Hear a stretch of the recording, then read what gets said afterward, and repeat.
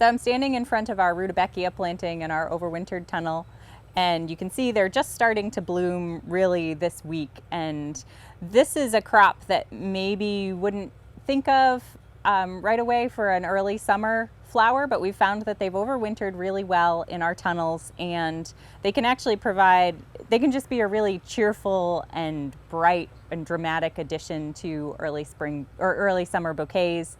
You can see how wide the blooms are on these really tall, sturdy stems. This variety that I'm standing in front of right here is Cherokee Sunset, and we've trialed several different Rudbeckia varieties over the years in the tunnels, and we've found they've been consistent in having a high survival rate and then producing really tall, vigorous plants with long, sturdy stems and wide blooms. So definitely something to consider.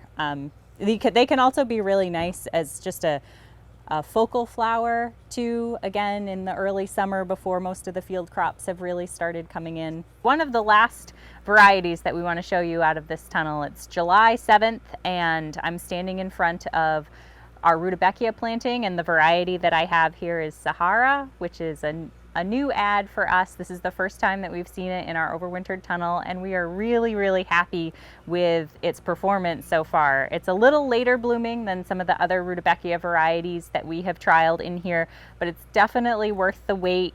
We are really impressed with the stem length on these, and you can see from this bunch that I'm holding here and just the size of these plants in front of me that the stems are much taller and longer than we would typically find in a field planting. And so I think that this is another example of a crop or a variety that when grown in the field is a little bit shorter and maybe lower vigor, but moving it into the overwintered tunnel slot really gives it a space to shine. And so again, we've been really pleased with the stem length off of these. We have gotten longer stems than our field plantings, and it's really great to see the longer stems on a variety like Sahara, which has such a unique and beautiful range of colors that they're just glowing here, and I really love them. I love the kind of the lemony and rose shades in here with a little bit of cherry and copper, and it's